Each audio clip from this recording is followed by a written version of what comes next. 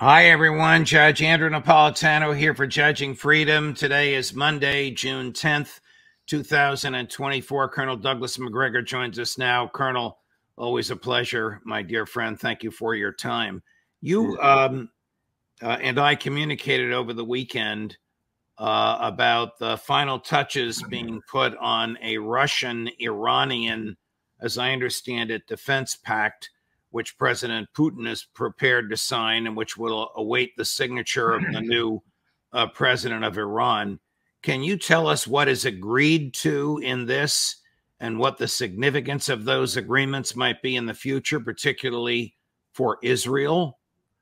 Well, there's an agreement on the part of Russia to provide nuclear technology so that the Iranians can build and expand their own nuclear power capability. I don't know to what extent that also finds its way into military application, but I would be unsurprised if that was not the case.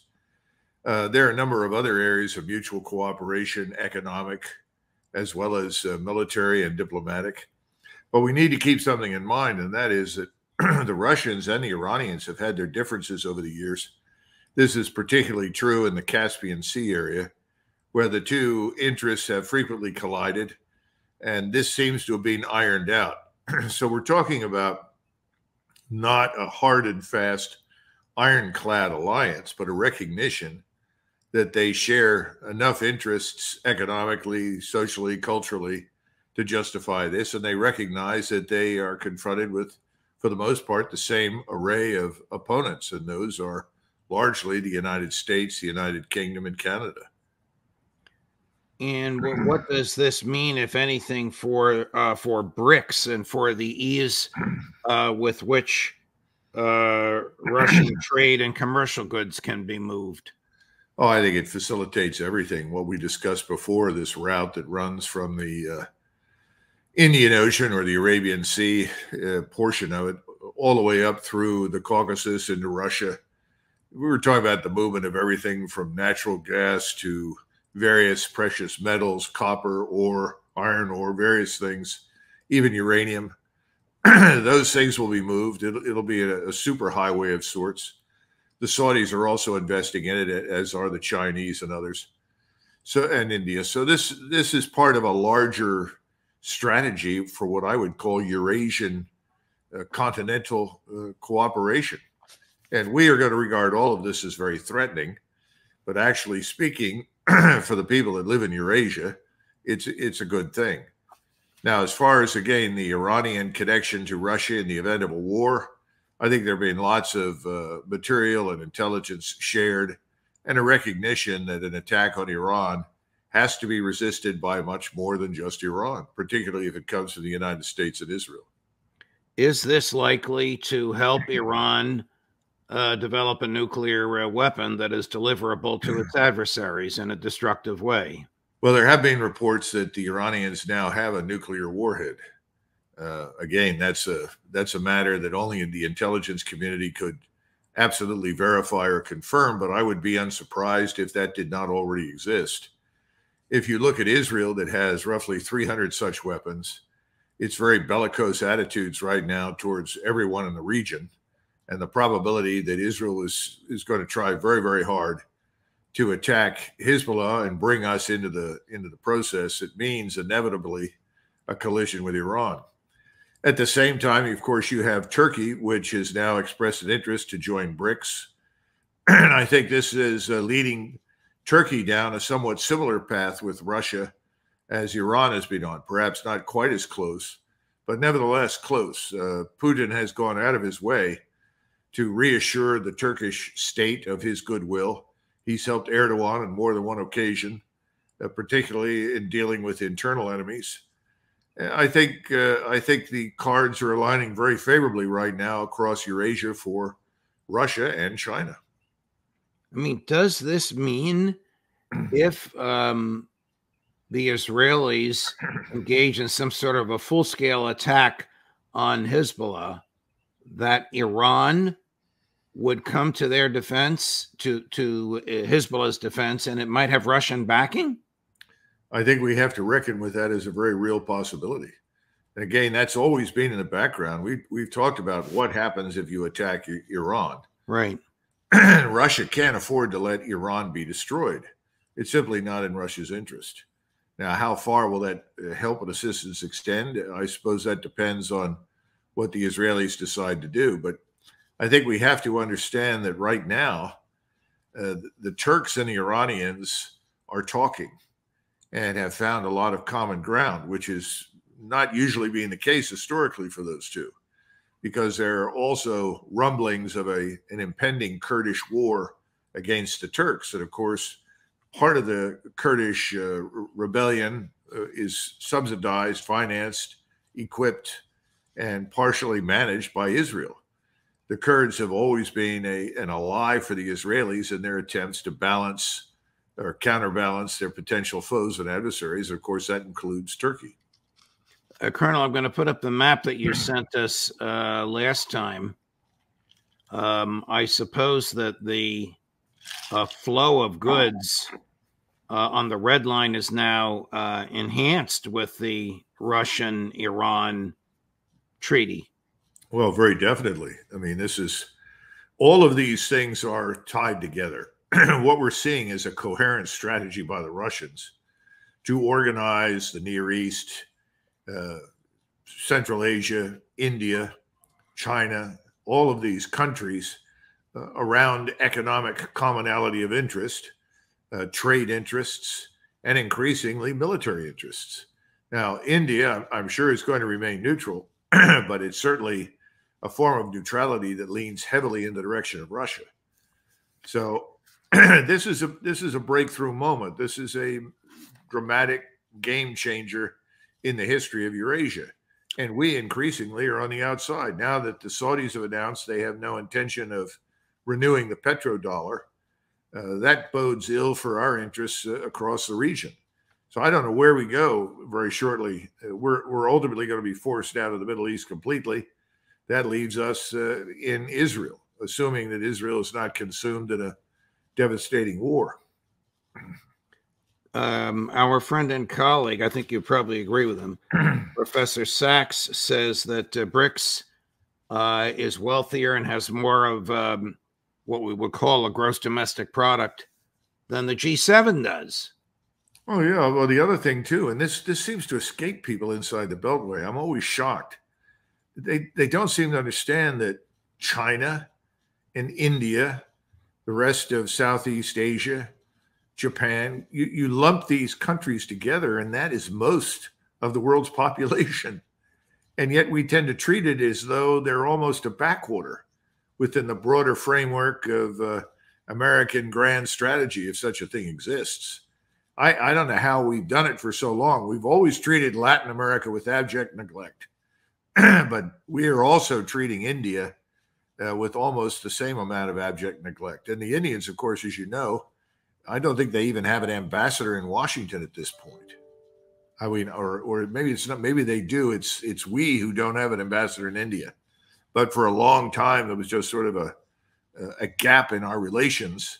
And you would think at this point in time, with the growth economically and militarily in India, that you would have a keen interest in cultivating very good trade relations with India. So I don't know. I'm at a loss to try and understand people in Washington. Do you think it might be cultural, the idea of American hegemony and exceptionalism and imperialism, ideas that you and I and people watching us now have condemned, but which still animate the foreign policy of the United States and have since World War II? Well, I think maybe that's true, but there's a simpler explanation. And that is that the people that live in Washington, D.C. simply cannot reconcile the world that exists with the world they want to live in. And for the last 20 plus years, we've employed military power.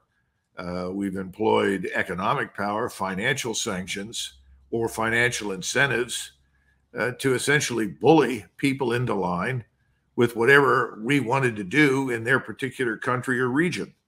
And we're not able to do that anymore. We are seeing these counterbalances rise up in terms of alliances and coalitions and economic agreements That's really what we're watching right now. And by the way, things are bubbling in the same direction down in South America and much of Africa. We've recently been tossed out of Central Africa.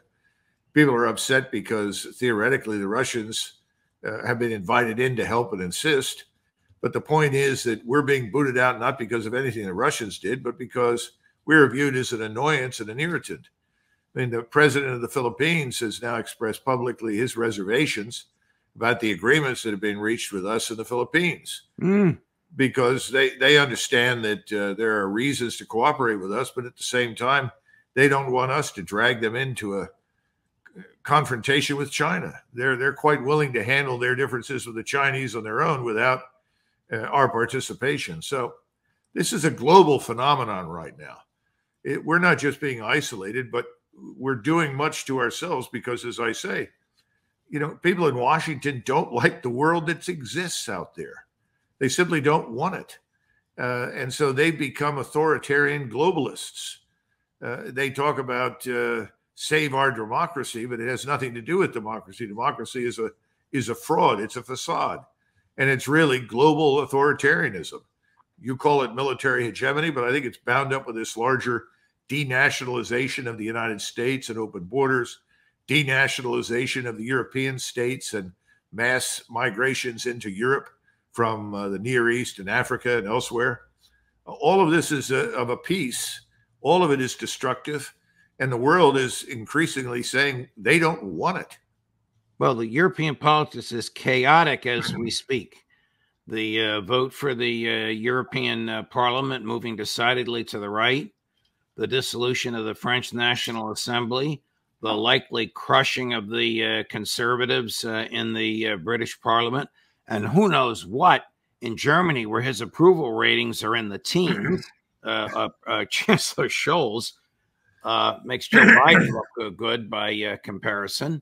Well, you know that historically in Europe, people used to say, or actually the man who said it, who's most famous of all was Metternich, the foreign minister of Austria, who was the model or idol, if you will, of Henry Kissinger. When he wrote his dissertation called A World Restored, it was all about Metternich and his efforts to hold things together as Austria was dragged kicking and screaming into a very new world after the Napoleonic Wars.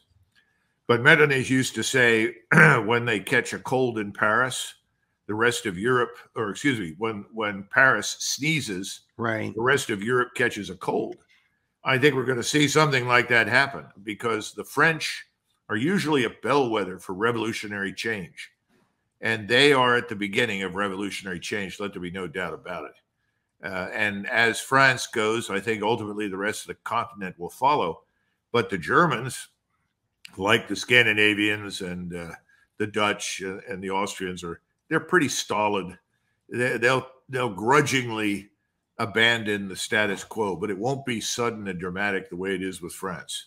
So I'm sure Scholz and his friends are sitting around saying, oh, we're in a lot of trouble, and they are. But I don't see a no confidence vote immediately on the horizon, sadly, because that's the only way to dispose of Scholz.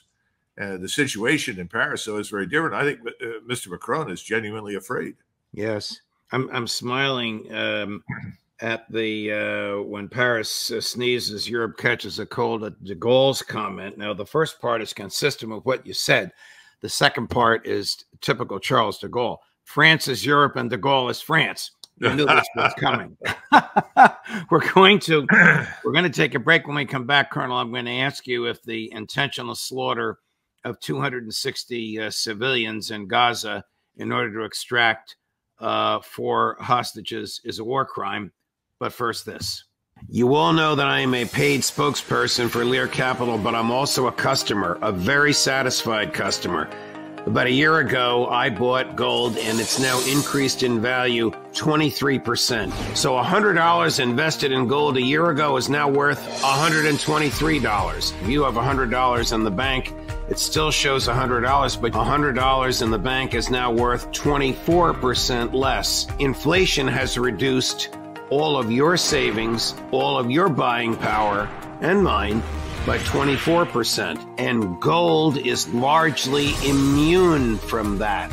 If you want to learn how gold will soon hit $3,200 an ounce, call Lear Capital, 800-511-4620, or go to LearJudgeSnap.com. Get your free gold report. Same experts who predicted the 23% rise that I've enjoyed have predicted this $3,200 an ounce gold. Learn about how to transfer this to an IRA. Protect your savings. 800-511-4620, LearJudgeSnap.com. Tell them the judge sent you. Is the intentional slaughter of 260 unarmed civilians in order to extract 4 hostages a war crime? Well, from the Israeli vantage point, it's an object lesson. Remember that the opponent, as far as the Israelis are concerned, is already dehumanized. If you dehumanize your opponent, then anything you do to the opponent is justified on moral grounds. You have a moral right to dispatch the enemy. Remember, these are the Amalek, the subhumans, the animals that deserve the worst. So I think we need to keep in mind, understand how the Israelis look upon this. This is an object lesson. Of course, you would think at this point, having already killed, 40,000 people and wounded another 50 or 60,000, the object lesson would have been administered, but apparently not. So from the standpoint of being a war crime in a court of law, they may say, and you would know more about this than I do, that this was accidental, that all of these people who were killed happened to be in the way. It was all collateral damage. So I don't know how you could easily prove it. I mean, on its face, it seems unconscionable. It seems incomprehensible to me. But if you understand the background and the context, it's predictable. Is the resistance to Israel still in and maybe about to come out of the closet? Oh, I think so. I think you've got talks behind the scenes. I think certainly the Arab states now are increasingly united in taking action, which they think they can do. The Egyptians are ready to strike. But remember, none of the Arab states really is powerful enough to take on the Israelis for any length of time. I mean, this may come as a surprise, but all of these Arab states don't sit around building military power for the purpose of destroying Israel. So that means that without the Turks and the Iranians, there's not much chance that the Arab states can do much. The one dramatic exception, of course, is Hezbollah, which has the capacity to destroy a large portion of the country. And I read some reports last night, which I can't confirm, that Hezbollah is already operating inside northern Israel. And that's not hard to do. They have tunnels, they have ways to do it, and they appear to have begun doing that. And I'm sure that's putting enormous pressure on Mr. Netanyahu, who has hundreds of thousands of people living in central Israel now that were formerly living in the north or the southern portions of the country and can't live there anymore. Are Netanyahu's days numbered? I don't know. He has the support, over 80%, and I think others have told you this, from the population. As long as that remains unchanging, I would say no. Now, could that change? Well, I think if the war spreads and Israel proper is attacked and large portions of central Israel are laid waste, yes, then he could certainly lose support. But barring that, I don't think so, because the majority of Israelis living in the middle of the country are not touched by this war in a way that would lead them to that conclusion. Is the decision by former IDF chief of staff and former Israeli defense minister, and until 2 days ago, a member of the war cabinet, Benny Gantz, to resign from the war cabinet, the beginning of unraveling for Netanyahu, or at least a blow to him? Or is this just sort of internecine personality power politics? I don't think this is an unraveling. Gantz was the former chief of defense. He's a gentleman. I met him very briefly. He's not an extremist by any means. That doesn't mean he disagrees with what's happening in Gaza. He may have some second thoughts about spreading the war, simply because I think he's unsure that Israel will have ironclad support from us if they do it. I don't know. But Eisenkot, that's a different person entirely. But both of these men are not figures in the Israeli parliament They don't represent a significant political following. So it may be a little of both of what you said, but the unraveling part, I just don't see it. I think Netanyahu is very strong right now. And of course, he's amazingly strong here in the United States. And by that, I mean on the Hill. Yeah, well, we know he's coming on July 24th, I think. One member of Congress, and only one so far, said he won't be in attendance. And that is no surprise. Vermont Senator Bernie Sanders. The proposal that President Biden came up for a three-stage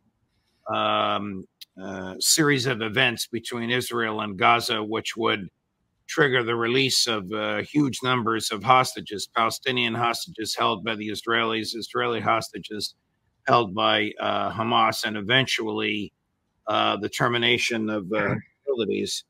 It seems as though it's been rejected by Prime Minister Netanyahu, because he will lose his majority if he goes along with this. That, according to the two very conservative ministers in his group, Smotrich and Ben-Gvir. Yet the American government insists that this is an Israeli proposal. Now, if we played for you, and if we have, I apologize, Admiral Kirby saying it's an Israeli proposal. I don't know, but I don't think Admiral Kirby has much credibility anymore. All right, well, this will get under your skin. Chris, let's watch Kirby for 3 times say it's an Israeli proposal. That proposal, an Israeli proposal, has been given to Hamas. It was done on Thursday night, our time. We're waiting for an official response from Hamas. We would note that publicly, Hamas officials came out and welcomed this proposal. Well, this was an Israeli proposal. We have every expectation that if Hamas agrees to the proposal, as was transmitted to them, an Israeli proposal, that Israel would say yes. I think if Mr. Netanyahu announces it, it's an Israeli proposal. As far as I know, Mr. Netanyahu has not announced any such thing. Secondly, I'm sure there are things going on behind the scenes, both arguments and cooperation, because I'm quite certain that Biden's crowd has said, you've got to throw us a bone. You know, you've got to give us something. We have to be able to say something that conveys the illusion that we are actually interested in an end to the hostilities and some sort of ceasefire. I think that's probably happened. But the notion that this was a hard and fast proposal that came from Prime Minister Netanyahu, that's absurd. Here's Secretary Blinken as he landed in Cairo just 2 hours ago, Colonel, on the very same topic, being buttonholed by my friend Andrea Mitchell of NBC News. Secretary, you say that everyone but Hamas has agreed to this. Benjamin Netanyahu has certainly said otherwise publicly, and the hostage families are saying you should try everything if this fails. First, let me be very clear. Israel has accepted the proposal. In fact, they were critical in putting it forward. So the only party, no, that is what the official position of the Israeli government and the Prime Minister. So the only party that has not accepted, the only party that's not said yes, is Hamas.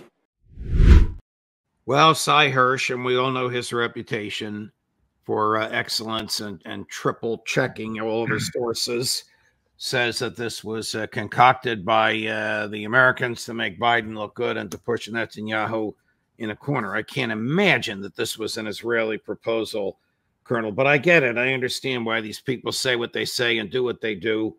The West Wing is holding its breath until November 5th. Do you think know, after Blinken left for the last time, the talks with the Egyptian government in Cairo, where he was talking to General Sisi and his inner circle, right?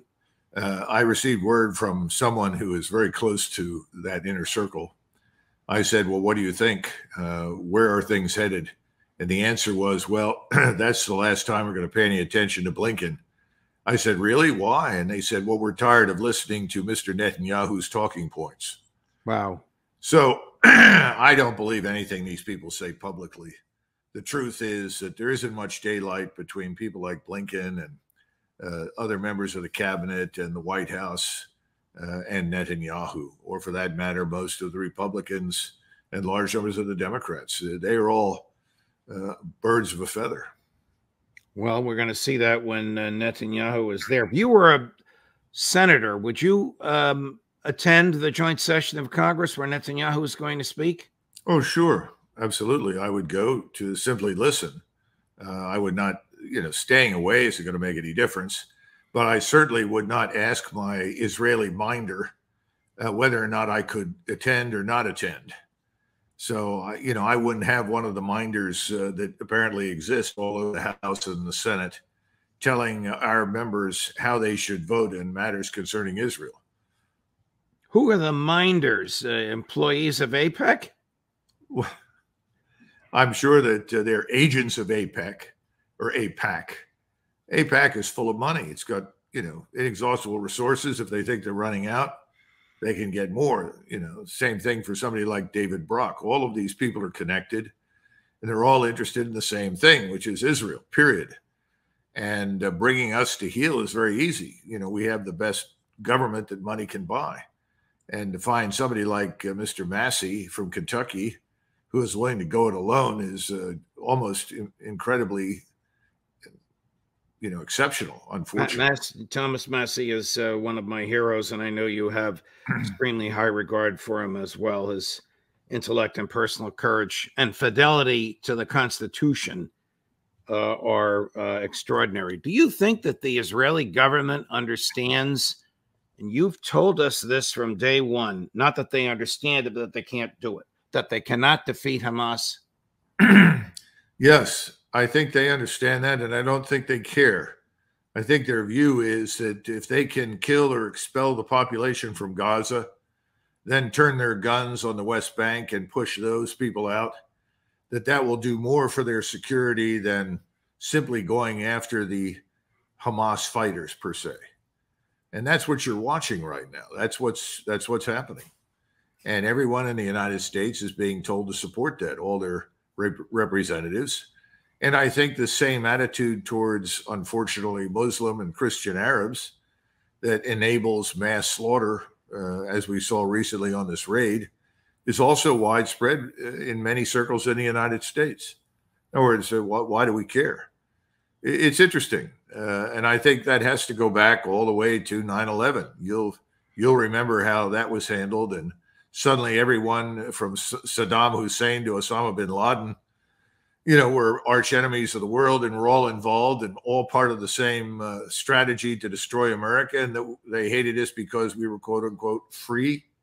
Right. I think the same cocktail level of familiarity with the truth then is now widespread yet again. And of course, it's always made easier to go along with these things if there's a fat check that goes with it. Last question. We talked about this earlier, but I neglected to ask you. Gantz and Netanyahu, wouldn't it really be Tweedledee and Tweedledum given the 80% of the Israeli public that supports the war?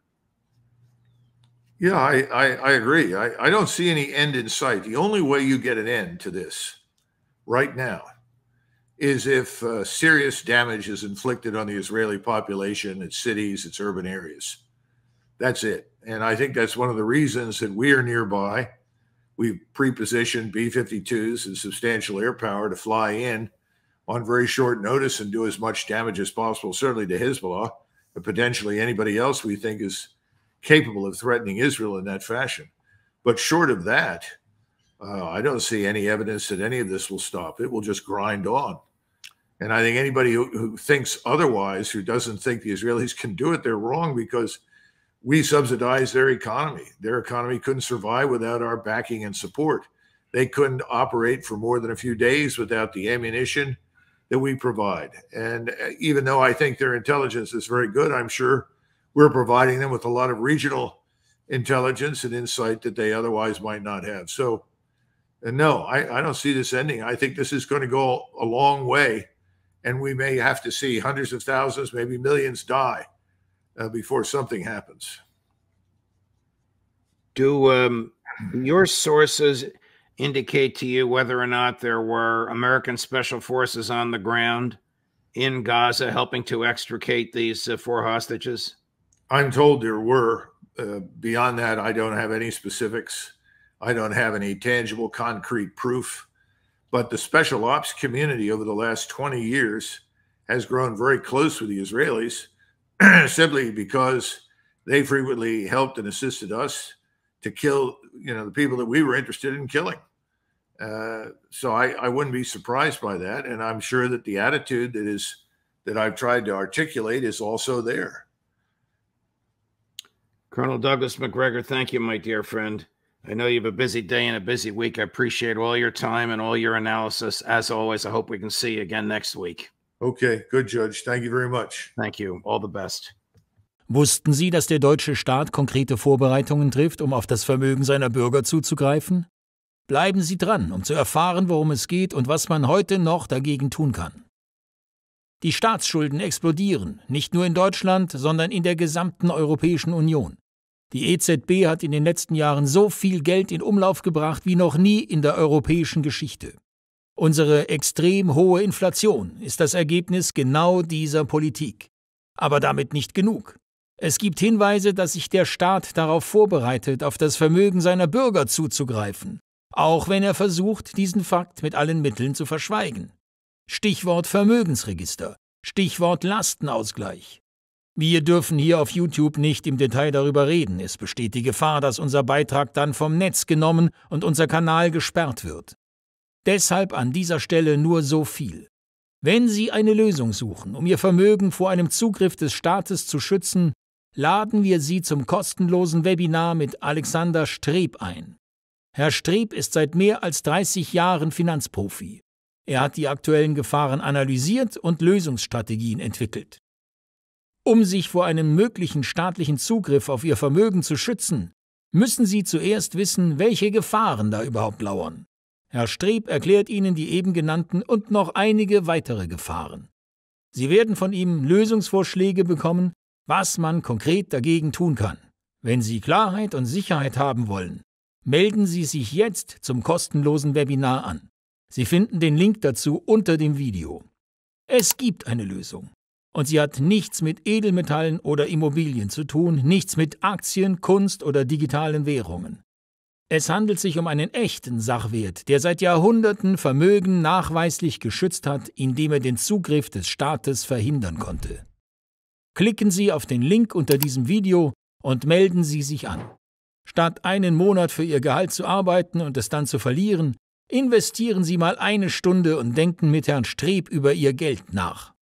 Nehmen Sie sich jetzt Zeit für dieses wichtige Webinar. Es geht um Ihre Zukunft. Es geht um Ihr Vermögen. Werden Sie jetzt aktiv.